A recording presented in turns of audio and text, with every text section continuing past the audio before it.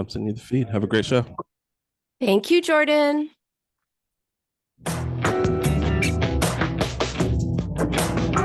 Welcome to The Binge Cure with Dr. Nina. Today, you are going to learn how to outsmart emotional eating and live a life of happiness and joy without giving up the foods you love. Now, here is Dr. Nina. Hi, welcome to the Binge Cure with Dr. Nina. I'm your host, Dr. Nina Savelle-Rocklin, and I am here to help you liberate yourself from emotional eating, take control of your life, and feel good in your body, all without dieting, spending hours in the gym, or counting a single macro. So today's topic is, how can I actually eat like a normal person? This is the first Thursday, the first show of the month, and the first show of the month, I always do a Q&A. And this is a question I get a lot. How do I learn to eat like a normal person? How do I eat like a normal person? Why can't I eat like a normal person? Very, very common question. But did you ever stop to think about what is normal eating? What is normal eating? Because people have such varied and various ideas about what that is. Like, they think they should only eat quote unquote clean foods, never crave a carb, never have anything with sugar, only eat this or that, never eat toast, only eat whatever it is. It's some form of diet rules. And so I thought that I would share with you an excellent definition of what normal eating is. And I think it might surprise you. This is by Ellen Satter. She is a dietitian, and she has a wonderful definition of normal eating. And here it is. According to Ellen Satter, normal eating is being able to eat when you are hungry and continue eating until you are satisfied. It is being able to choose food you like and truly get enough of it, not just stop eating because you think you should. Normal eating is being able to use some moderate constraint in your food selection to get the right foods overall, but not being so restrictive that you miss out on pleasurable foods. Normal eating is giving yourself permission to eat, sometimes because you are happy, sad, bored, or just because it feels good. Very controversial. But that means eat. It doesn't mean overeat. Means like, okay, I'll have a couple cookies and a glass of tea. It doesn't mean I'll have the whole box, right? And again, this is Ellen Satter's definition of normal eating.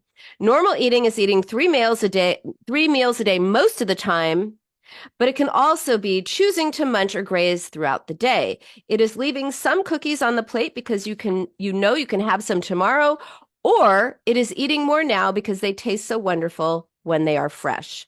Normal eating, again, Ellen Satter's definition. Ellen Satter says normal eating is overeating at times, feeling stuffed and uncomfortable, but it is also undereating at times and wishing you had more. Normal eating is trusting your body to make up for your mistakes in eating. Normal eating takes up some of your time and attention, but it keeps its place as only one area of your life. Normal eating is flexible. It varies in response to your schedule, your hunger, and your proximity to food. So that is a very comprehensive definition of normal eating by dietitian Ellen Satter, who specializes in disordered eating disorders. And if you would like to join me and talk about this, the number in the studio is 866-472-7... No, wait, dyslexic with my numbers. 866-472-5792. You're welcome to join me. If you are on Instagram, where I'm also live streaming, please feel free to drop a comment in the comment box.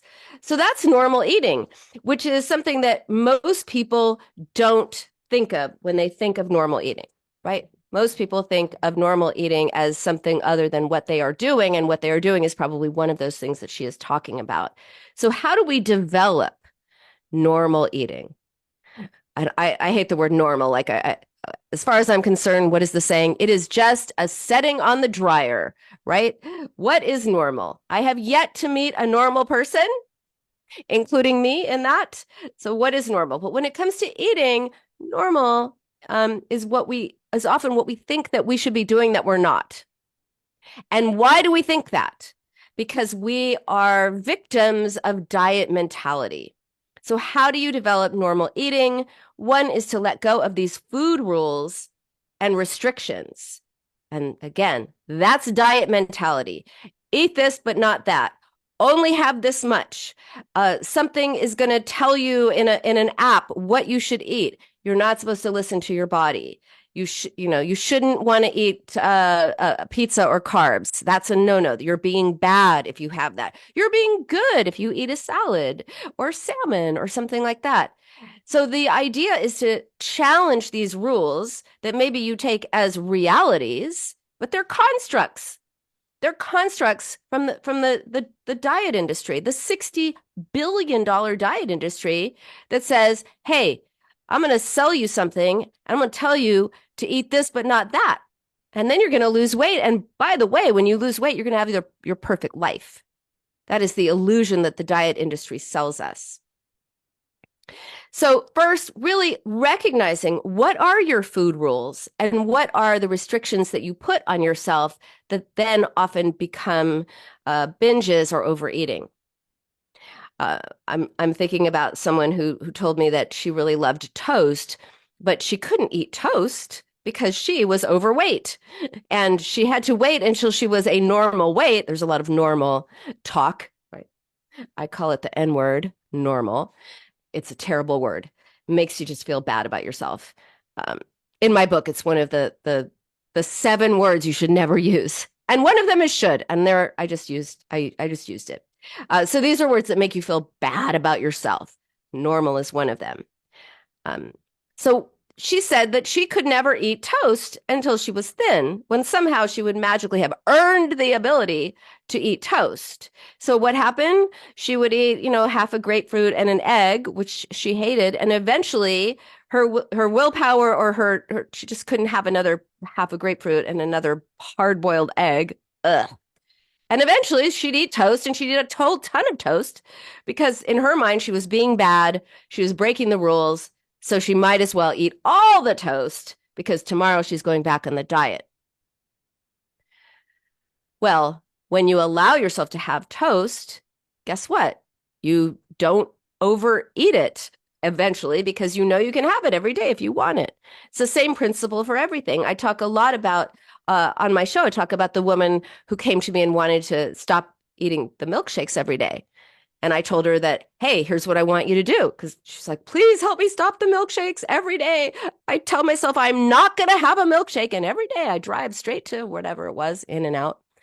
And I have the milkshake. So I told her, okay, every day between now and when we next meet, I want you to have a milkshake. And she looked at me like, oh my God, Dr. Nina is crazy. But I said, look, there's a method to my madness. Just do it. And around day 4, she called me and said, and if you're a longtime listener to the show, you probably have heard this already. She said, oh my God, do I have to keep having these milkshakes? I'm so sick of them. So when she couldn't have them, when she told herself they were forbidden, they were off her diet, she had the anticipation of deprivation, which of course made her want something all the more. But when I told her, have the milkshake, in fact, have them every single day, she had permission to have it. She was being told to have it, so she wasn't breaking a rule. And she discovered that she was getting really sick of them. It's all your mindset. It's not about the milkshakes. It's about your mind. It's about the ideas that you have. And diets tell you what to eat and not eat. They can't tell you why you're binging or why you're emotional eating. All they do is tell you what to eat and what not to eat.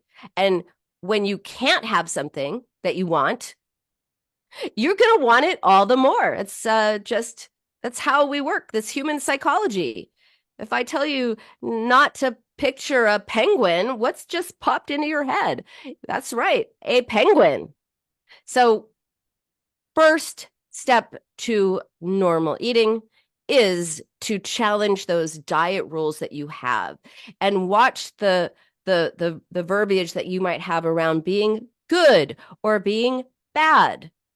I remember going to dinner with some friends of mine, and they were all super accomplished women in their fields, a lawyer, a doctor, a teacher. And what were these accomplished women talking about?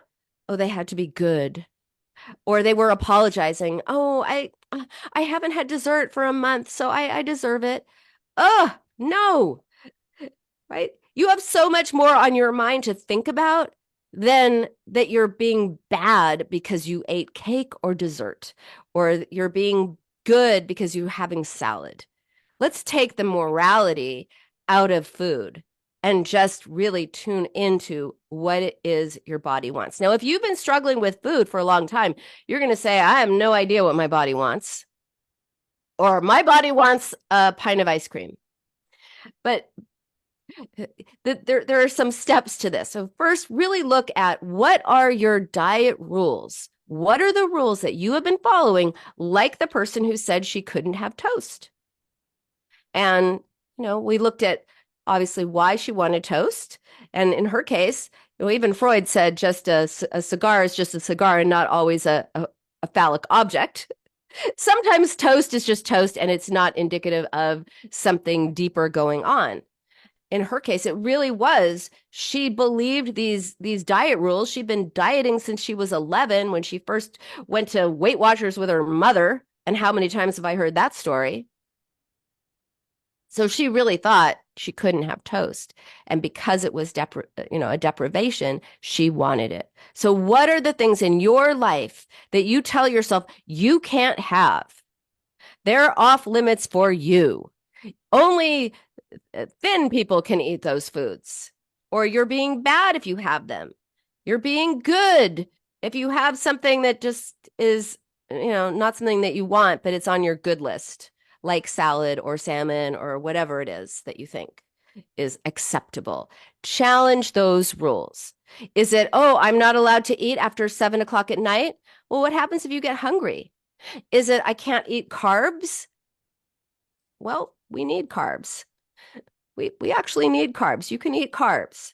You need balance. Is it, I can't have sugar? And by the way, there is a process in our body, glyconeogenesis, that converts protein into carbs. So even if you only eat protein and that's all you eat and you don't eat a single thing with a carb, your body will make carbs out of protein. Gluconeogenesis. What are your rules? Do you think sugar is the devil? I can't tell you how many people have said, oh, sugar it's more addictive than heroin or cocaine. I mean, look at all of those studies that showed that when rats are given the choice between cocaine and food, they choose food. They choose sugar. Well, hell yeah, they choose sugar. Rats are not motivated to get high on cocaine or heroin. Rats are motivated by survival. So when faced with a choice between something with sugar or a drug, a rat's going to go for the sugar every single time. They are not motivated to get high. They are motivated for survival. Sugar is food. Sugar is survival. And by the way, what they don't tell you in a lot of those studies is those rats were starved before the study. They were starved so to make sure that they would go for the sugar. Speaking of sugar, speaking of studies, let me get my S word right.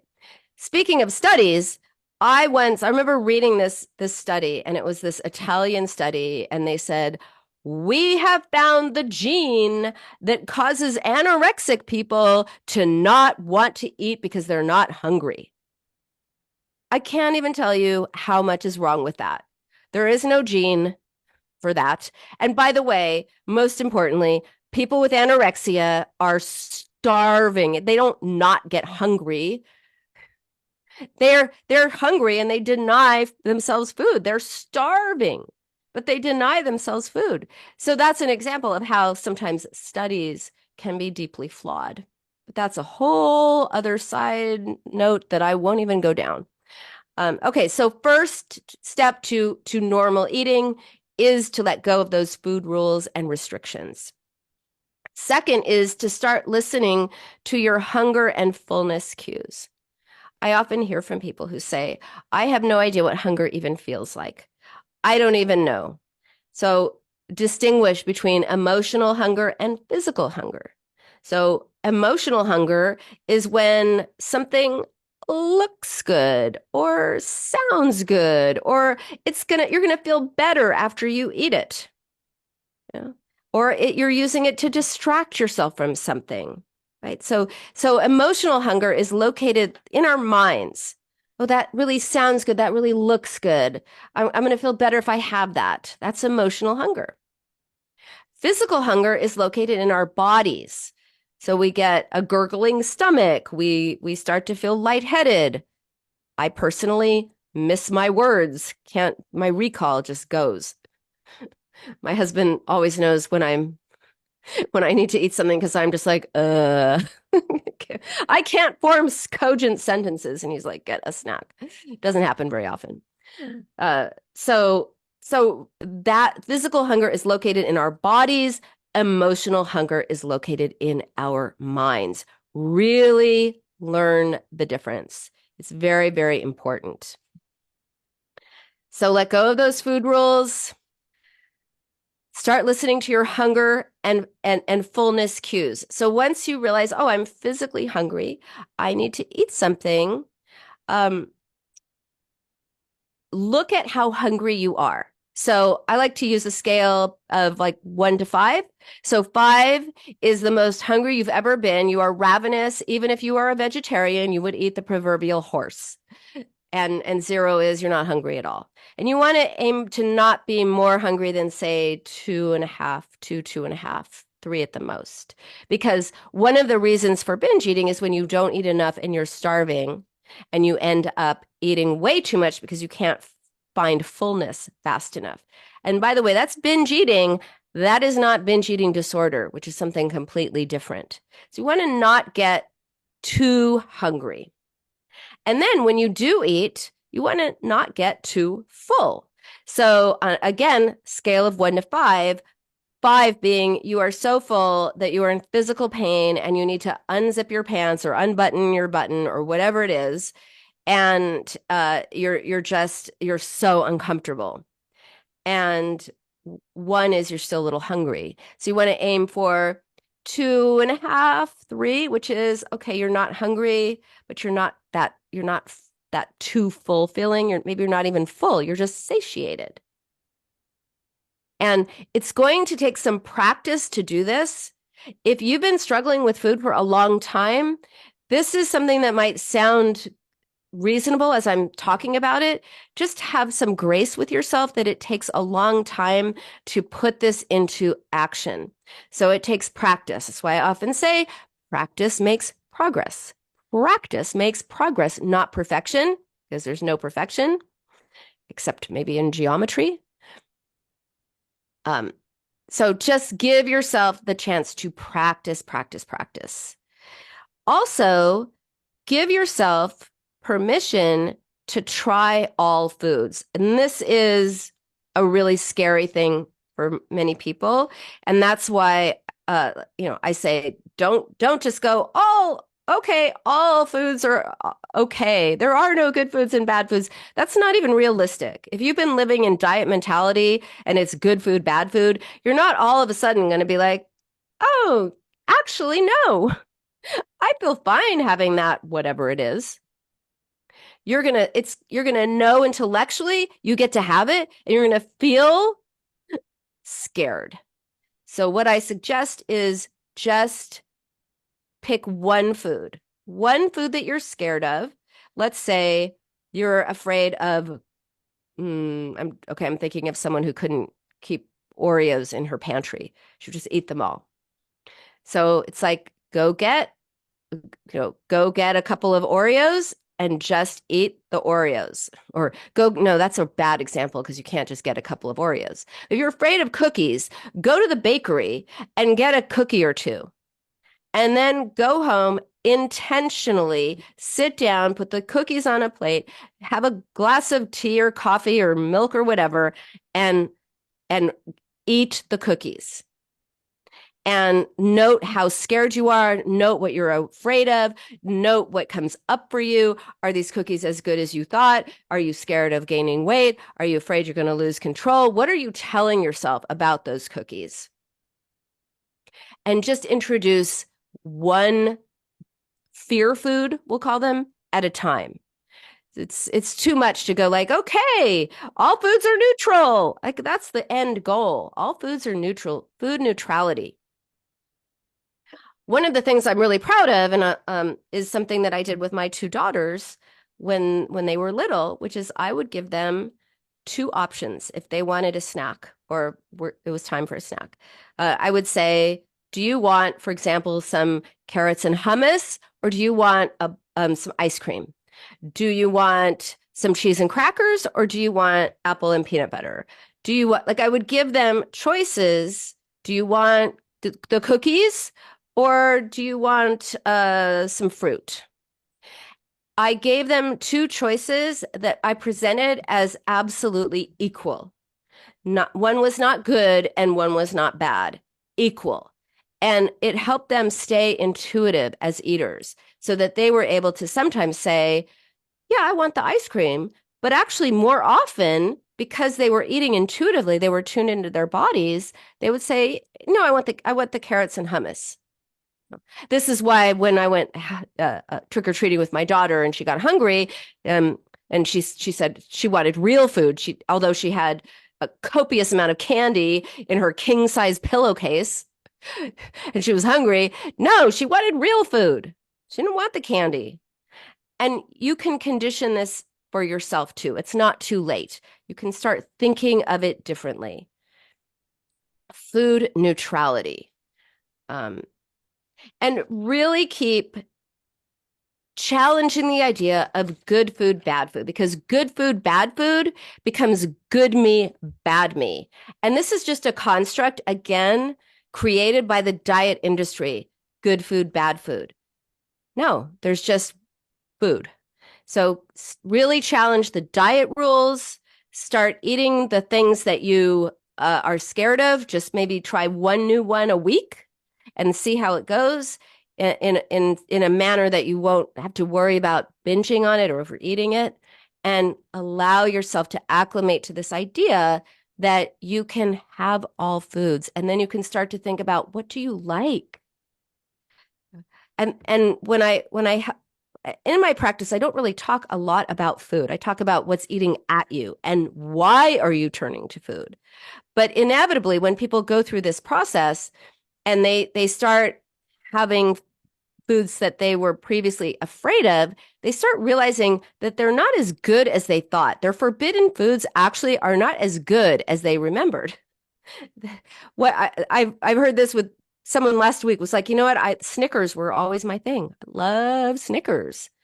But then when she gave herself permission to have them, and she really had one with intention, she had a Snickers bar, she was like, yeah, it just didn't taste as good as I thought it did.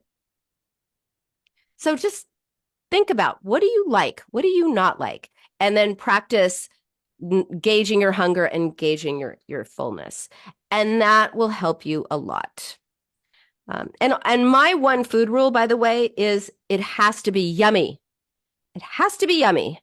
On my last show, before this show, I had a radio show on LA Talk Radio, and I had someone who used to call me every week. For about a year, she called me every week, Nicole. And one day, Nicole called and she said that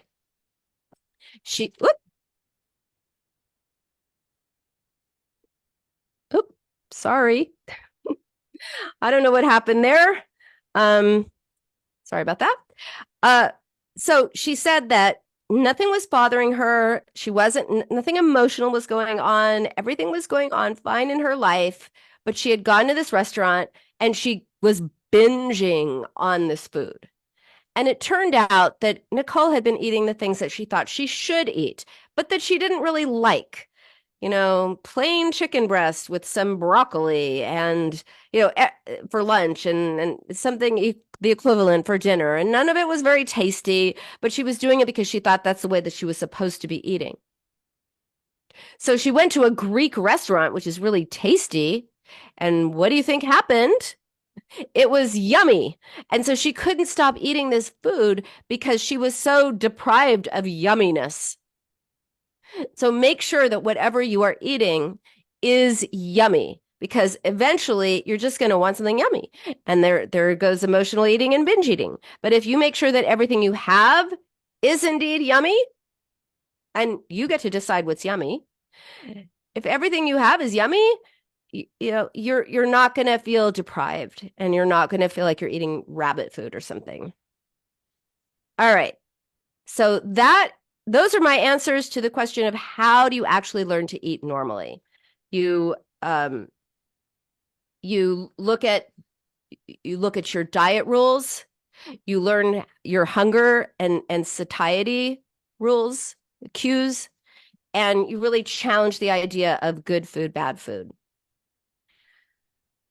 All right. So that is one question that I had. Another question that I got this week was from someone who says, do you have stress relief advice about what work? No, do you have stress release advice that works in the short term? Even if my boss isn't here while I'm at work, I feel nervous, angry, and very tense, and I can't calm myself down. All right, we're about to take a break in a couple of minutes, so I will get more into this then. And I will answer this question. But I just want to say this about bosses. Uh, Often when we are at work and we feel anxious around our boss, in our psyche, bosses feel like parents and coworkers feel like siblings. So often, whatever issues that you might have had with your parents get repeated, unconsciously repeated in your work environment.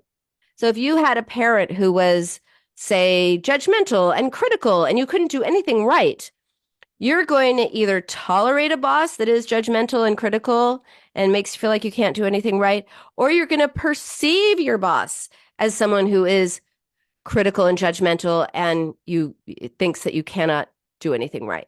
So although I'm going to give some answers on what to do with this stress relief advice, because I do have some ideas of what to do about it.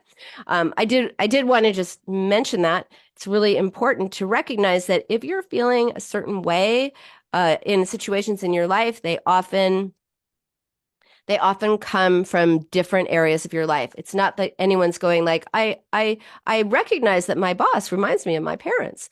No, it's totally unconscious. Okay, so we are about at break. I'm going to take a 2-minute break. I'll be back in 2 minutes. If you are here on Instagram, stick around, ask me anything, and I will get to the answers while we talk or when we come back from the break. See you soon. All clear, back in two. Thanks, Jordan.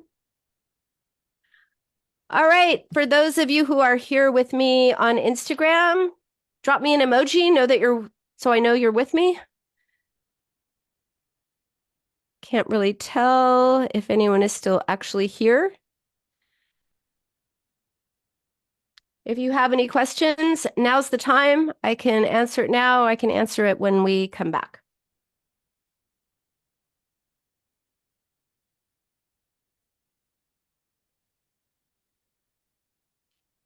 Okay. Well,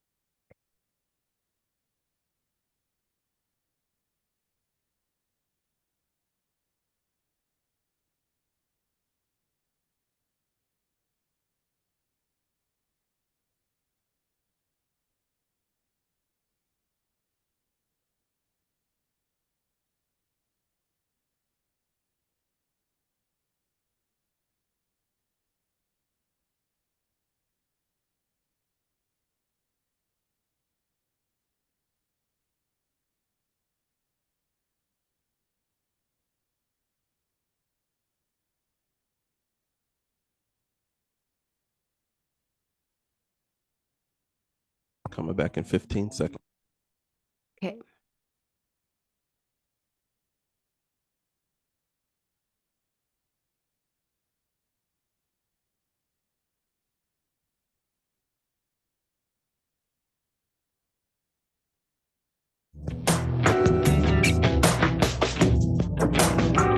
Welcome back to the Binge Cure with Dr. Nina. Have questions for Dr. Nina? Join her on the show at 866-472-5792. That's 866-472-5792. Now back to the show. Welcome back to the Binge Cure with Dr. Nina. We were talking about how to actually eat like a normal person. Today is the Q&A. So that was one of the questions that I get a lot. How do I actually eat like a normal person? And I talked about that, letting go of food rules and restrictions, challenging that diet mentality, listening to your hunger and fullness cues, and giving yourself unconditional permission to try new foods. Only maybe try them one food at a time, one food per week, so that you acclimate yourself and you don't overwhelm yourself. Challenge, again, that idea of good and bad food.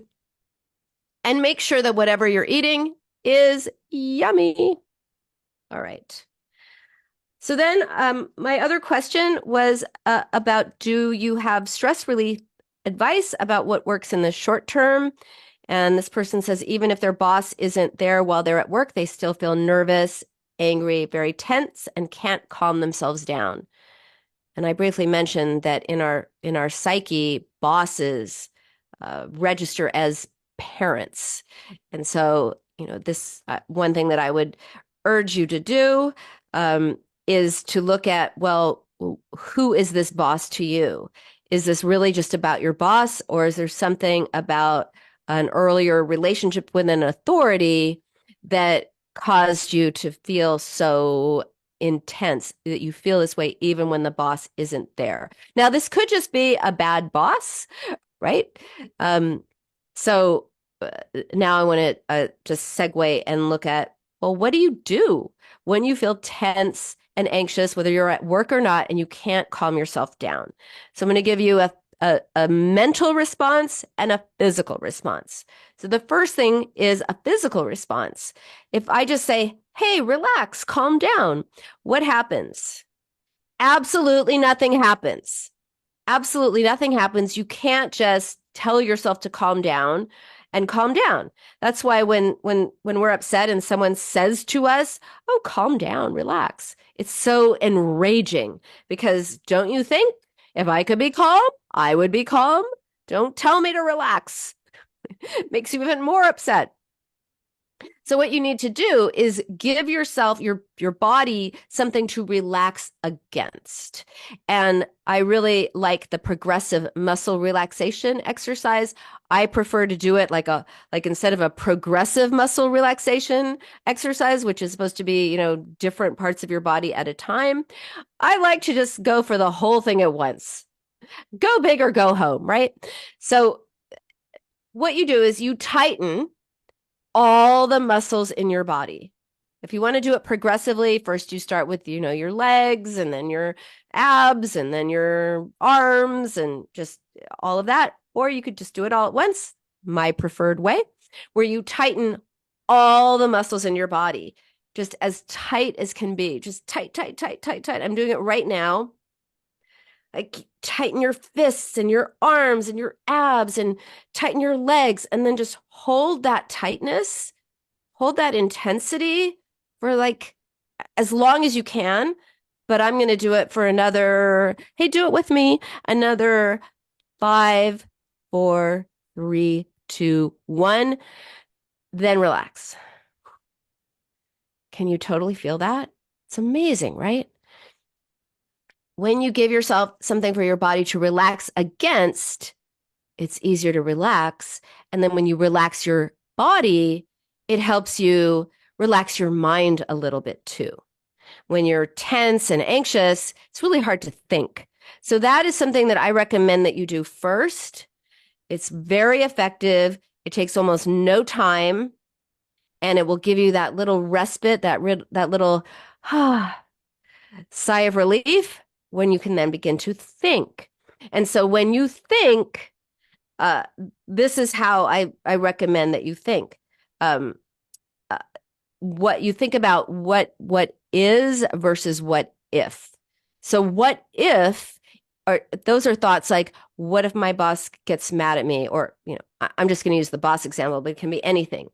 What if this bad thing happens? What if my boss is displeased? What if I mess something up? What if, the thing I want never happens for me? What if? And what if causes anxiety in the present and nervousness and tension in the present about something that does not exist, because in your mind it's in the future, but you have this feeling of anxiety, you have the tension, you have the fear, you have all the feelings and the emotions and the intensity as if it were happening, but it's not. And if you don't have a reliable way to calm yourself down, you might turn to food for that purpose, either to escape, calm yourself, distract, comfort yourself, or as a way of almost sedating your body.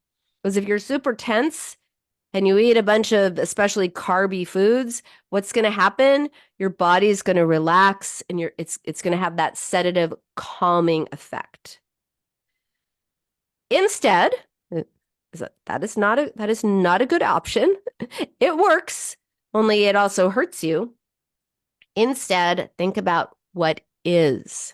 The antidote to what if is what is. What if is fear. What is are facts. What do you know to be true in the present? And it's going to be hard because our mind keeps wanting to go to the what if. Well, as if you can imagine it, you can guard against it or prevent it or whatever. But if you're afraid that your boss is going to be mad at you, that's not going to help you if your boss is mad at you. You're still going to feel the feelings that you have. It's like grim example. If you know someone is going to die and they have a terminal illness, it's not like they die and you go like, I knew it. No, you still have the feelings. You're still affected by that. So what is, those are facts. Those are realities and what you know to be true. When you get anxious and you find yourself going to that what if, which gives you real-time anxiety in the present about a future that does not exist, and you can't scare yourself and calm yourself at the same time. So often if you have that what if thinking, it leads to binge eating as a way of again, comforting, soothing, distracting, calming, all of those things. When you stay with the is, what do I know to be true? What are the facts? What are they? I'm doing the best job I can, given I'm just going off this person's question. I'm doing the best job I can do. All I could do is this. I can't control what anyone else thinks of me, but I can control how I react. I know that I can get through tough times. I know that even if my boss is mad at me, I will be able to handle it. Let me think of some strategies of what I could say or say to myself, right? What are the facts? What are the realities? How can you take action and feel calmer? Take action by thinking about these things or take action in the situation if it warrants that. So those are the ways that you can have stress relief in the present immediately. You do the progressive muscle relaxation exercise or the all at once muscle relaxation exercise, which is my preference. And you look at the what if versus the what is. And for this person, they feel nervous, angry, and tense even when their boss isn't around. So I would really be wondering, what's going on with the boss and who is that boss to her? If we have super extreme reactions, more extreme than maybe another person would, it's not that you are oversensitive or too emotional, which is what I hear again a lot. Oh, I'm so oversensitive. I'm too emotional. All of that. No, you're having an intense reaction for a reason. So stay curious, not critical. And if you know, in this case, oh, bosses are in our psyche have some equivalency to authority figures, often parents. Then what's coming up with this boss that might be an echo or a ghost from the past? So we can give you clues about that. And if you always have the same situation in your work situation, in your work environments, if you always have the same, the bosses, you can have different bosses, but they all treat you in a certain way, take a look at that. Maybe there's a pattern there that actually has its roots in your past. So by addressing the anxiety in the present, you can calm your body down and have some, be able to think, but you really have to look at, well, what is this rooted in? Where is this coming from? And again, as I said before, sometimes bad bosses are just bad bosses. It doesn't have anything to do with your parents or authority figures or anything like that, but sometimes it does. So just check it out. Just something to think about. Okay, next question. Can binge eating disorder be cured completely, or is it a lifelong condition? I will tell you, I get a lot of pushback from the title of my book, The Binge Cure and the Binge Cure Journal, because people say, well, there's no cure. You can't say there's a cure. And by the way, these are readers who are not psychoanalysts specializing in binge eating disorder, but somehow they presume to tell me that there's no cure.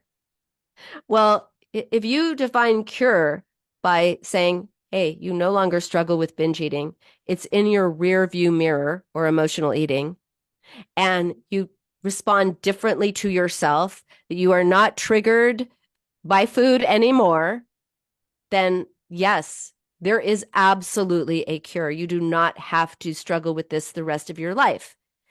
I liken it to a weed and a root. If you pluck a weed, it will grow back every single time. There is no cure.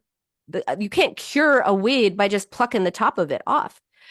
But you can get rid of that weed for good by digging into the root and getting rid of that root. Then it's gone forever. No more weed. And I love that analogy because, of course, a root is underground. We can't see it. It's akin to our unconscious minds, which we're in the dark about. Things are hidden from us. Just as roots are hidden from our eyes, but they grow the weed, there are ideas and thoughts and beliefs and emotions and conflicts and things within us that are hidden from us, but they have everything to do with our relationship with food. And we don't like to think that. We don't like to realize that. We like to think, I know what's going on in my mind. It's very disconcerting to realize, oh, there's stuff that you're unaware of, and yet it has everything to do with your behavior that you don't like. And that's why being curious and not critical can really help you to dig out those roots. And when you do that, yeah, you're done. Binge eating is behind you. This might be a good place for me to give you a little sense of how does this work? What are the stages of this cure? So the first stage is I'm a food addict. I have no control. There's something wrong, definitely wrong with me. I'm addicted to sugar, whatever it is. Second stage is, oh, I realize that there's actually a reason I'm doing this behavior, and it's not about food, but I have no clue as to what it is. Zero clue whatsoever. Third stage is, oh, when I talk to you, Dr. Nina, or when I do your Binge Cure Journal book, I realize, oh, that was the trigger, but I had no idea at the time. Then it's, oh, I knew while I was doing it exactly why I was doing it. Then it's, I'm heading to the kitchen or the drive-thru or whatever, and I know exactly why I want to eat, but I don't care. I'm doing it anyway. Next stage is, I'm heading to the kitchen or wherever, and I know exactly why I want to eat, But actually, this time, I'm going to do something differently. I'm going to respond to myself differently. I'm going to be a friend to myself. I'm going to be curious, not critical. I'm going to be comforting to myself with words. I'm going to stay with myself. I'm not going to abandon myself with binge eating or emotional eating. And the last is I don't even think about going to the kitchen because I've gotten so good at recognizing what's going on with me, recognizing what's eating at me, and expressing myself and responding to myself in a different way. So good that food is not even a thought. I'm just eating for breakfast, lunch, dinner, and snacks, and it's yummy, to my earlier point about eating like a normal person, and it's yummy, and food and my emotions are completely separate. I'm able to really show up for myself in a meaningful and powerful way. That's the Binge Cure. And that's why I use my Binge Cure method to help people do exactly that. And that's why I'm here on this show, the Binge Cure, helping you do exactly that. Because if you only focus on what you are eating and not why, you're going to be stuck. This is why diets don't work. Diets focus on what you are eating, not why. And when it comes to the why, yeah, there's a lot that we understand and that we know, but there's also a lot that we don't know that is hidden from us in our unconscious. And when you can dig that up and see what you are dealing with, you can get rid of it for good. It's very powerful. So that is, that is basically the strategy of how you go from I'm a food addict and I'm triggered by food and whatever to I don't even think about it. And let me tell you, that's happened with me over and over and over and over with so many people. And they all have the same brains. Their brains have not changed. What changes is their minds. The way they think has changed. The way they respond to themselves, the way they express themselves, that's changed. When that changes, everything else changes. One thing that I find really common with people is when you need the most support from yourself, the most comfort, the most soothing, the most understanding, the most encouragement, the most sort of generosity of spirit, that's when you attack yourself. And when you attack yourself, what happens? You feel bad. You feel terrible. You feel wretched. And when you feel wretched and awful, and you're being mean to yourself and accusing yourself of all kinds of awful things, what are you going to do? You're going to try to get away from yourself. And how do you do that? With food.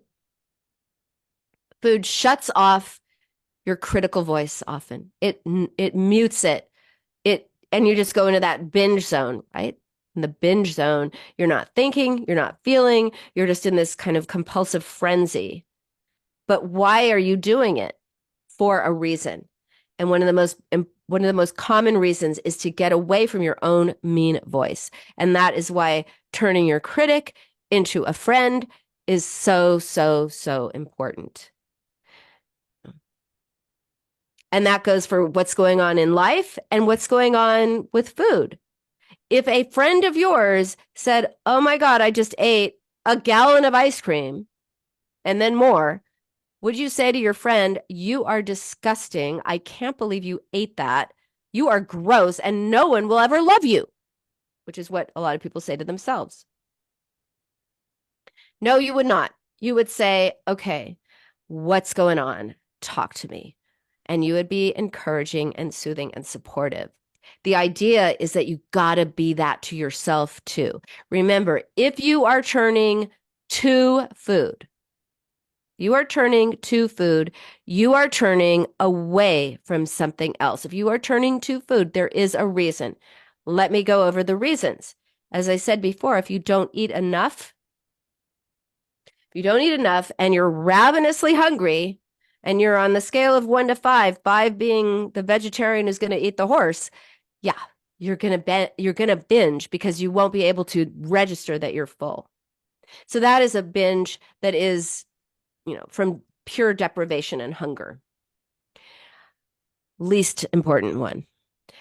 Another reason people binge is when they are, I was talking about this earlier, right? When you're all stressed out and you feel really amped up and you feel like you've had way too much coffee and you just feel so anxious and awful, you eat to calm yourself down, to sedate your body. It's another reason. Then there's the opposite, which is you are dragging because your puppy woke you up at 3 a.m, or your kids or something, or you've been up, or you just are tired. And then you start eating sugar to wake yourself up. You end up binging on something sugary because you want to keep making yourself have energy. But what you really need is rest, right? What you really need is rest, but you're giving yourself sugar instead. That is another reason. But when it comes to binge eating disorder, it's when you are using food as a way of coping with something inside that is just unbearable. You can't be with yourself. And so you are using food in some way to distract, to comfort, to fill a void, to turn emotional pain into physical pain. You know, when you eat so much that you actually are hurting, maybe you are turning emotional pain into physical. It is easier to deal with physical pain than it is to deal with emotional pain. And by the way, nobody says, oh, I am in such emotional pain that I think I will now eat so much that will be in physical pain, therefore turning my emotional pain to physical. No, this is unconscious. This is out of your awareness, but not out of operation. Maybe you're lonely and you feel empty and lonely, and you're using food to fill a void. When you're curious about why you're eating, instead of focusing on what you are eating, you will find answers. And when you find those answers, and when you learn those strategies for eating that I talked about at the beginning of the hour, you will make peace with food forever. And that is why I call it the Binge Cure. So thank you so much for joining me here on the Binge Cure with Dr. Nina. It really is possible. It really is possible to ditch dieting, stop thinking about food 24/7, and banish binging so you can get back to living your life, your best life, while being healthy, without willpower, control, or thinking about addiction or even thinking about food. So I am here every Thursday at noon here on Voice America. If you want a deeper dive into this topic and more, please get your copy of, it's upside down, of The Binge Cure, 7 Steps to Outsmart Emotional Eating. It is available on Amazon in all formats.